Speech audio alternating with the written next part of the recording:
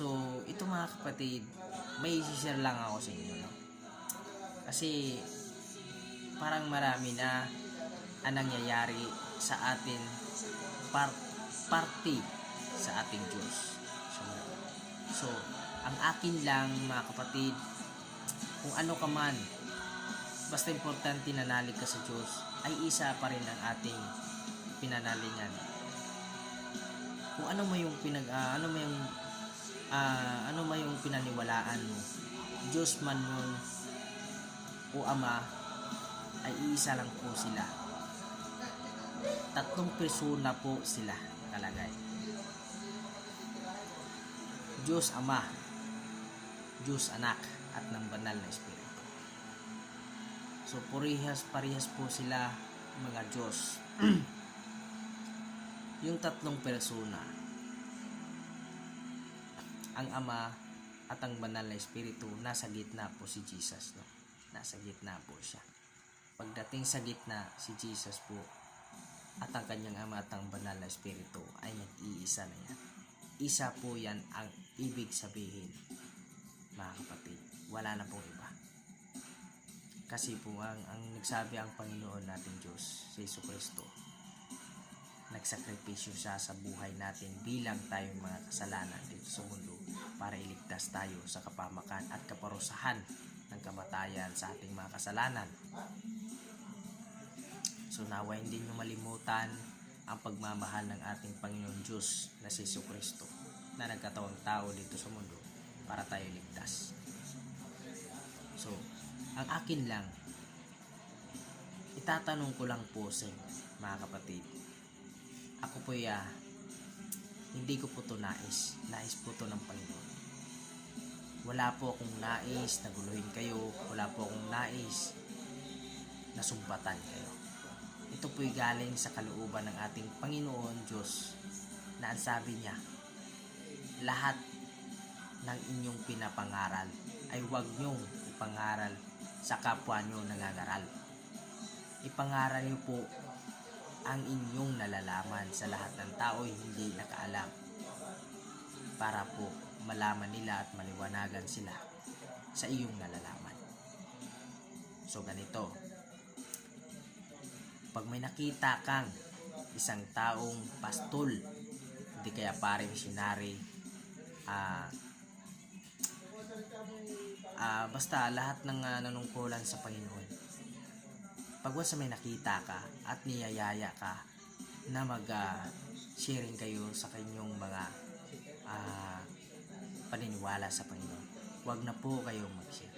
Ang sabihin nyo na lang po sa taong humihiling sa inyo ay na sabihin nyo na po, huwag nyo pong subukan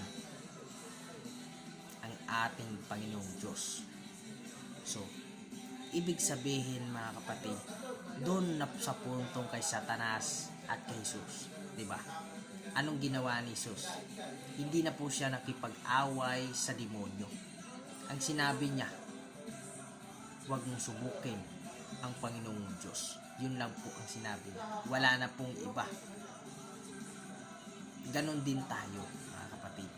Kung ano man yung nasa puso't isipan natin, huwag na po natin idadaan sa marahas na pag-iisip.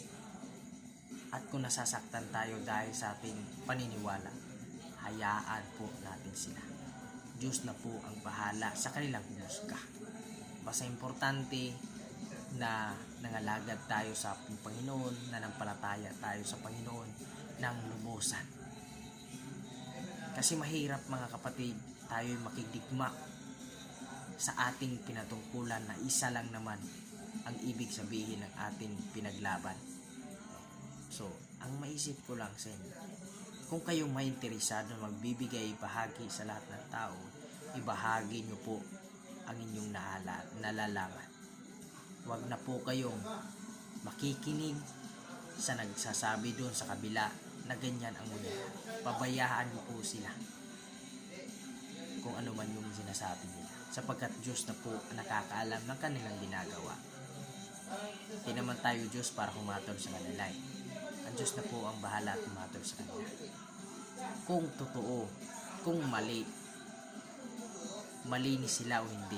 Ang Diyos na po nagsasabi dyan. Ang ating masasabi ko lang, tayo mga Kristiyano at nanungkulan sa ating Panginoon bilang kapatid ninyo na nanungkulan sa ating Panginoong Diyos, huwag na po tayong magdebate para po alang-alang sa ating Panginoong Diyos na nagkakatawang tao, nagsakripisyo na kanyang buhay para sa ating kasalanan. Yun na nga sa puntong fasting ang ating Panginoong Diyos. Naglalakad siya sa buong ibayo para mapuntahan niya yung Jerusalem. Pagkatapos nun, inano siya ng demonyo. Tinitasyon siya ng demonyo. Sabi ng demonyo, kung ikaw ang anak ng Diyos, pwede mo itong gawing ang bato gawing mong tinapay. So, hindi na nagpigtalo ang Panginoon. Umalis siya.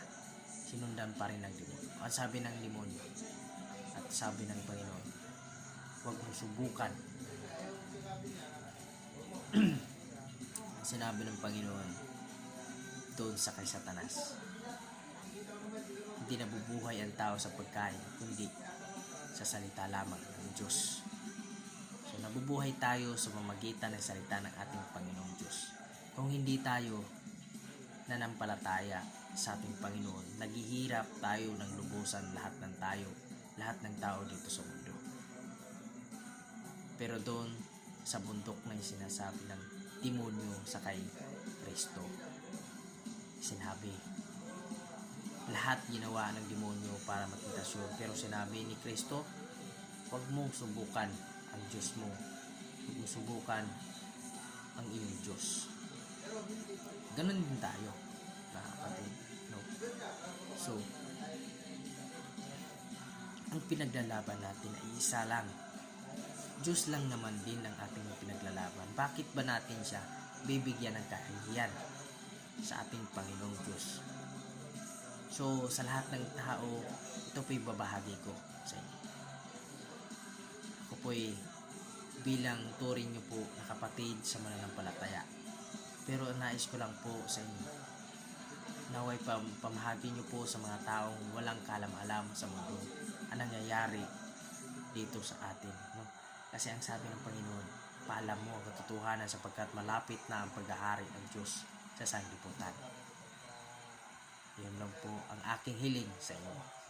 Naway magbago po tayo sa ating gawain sapagkat ang ating gawin ay maglingkod sa lahat ng tao ay nangangailangan ng katotohanan sapagkat para po sila mapunta sa ating Panginoon na nangangailangan sila ng kanilang sa kanilang pananampalataya sa Diyos. No? So, salamat sa inyo mga kapatid. Naway papalain kayo ng Diyos at hindi kayo pabayaan sa halip na ilayo ko sa kapahamakan at ilagay kayo sa buhay ng matindi ang pagsunod at matindi ang pagmamahal ng ating Diyos. So, salamat sa inyo lahat at naway papalain kayo ng Diyos sa inyong gawain. Naway hindi kayo matukso ng demonyo sa lahat ng gawain. Ingat po tayo sa lahat ng mga tao dahil baka matentasyon tayo ng demonyo. So salamat sa inyo. Hanggang ngayon lang po ang ating pagbibigay at ito po ay ginais ko po para sa ating lahat at yun po ang kalooban ng ating Diyos. Wala po akong ibang hangarin kundi magbago po tayo lahat at tulungan ang walang kaalam-alam dito sa mundo. So salamat sa inyo. Naway pagpalain kayo ng Diyos sa inyong ginagawa at naway tuwid ang inyong mga kasalanan na hindi niyo ginawa. So maganda sa lahat. Ito po yung nagpapasalamat ako sa inyo at nagpapasalamat ako ng lubusan sa Panginoon. Hanggang ngayon ay nanaig pa rin ang Panginoong Diyos sa pagpapabago ng lahat ng tao. So salamat sa inyo. Hanggang dito na lang. God bless.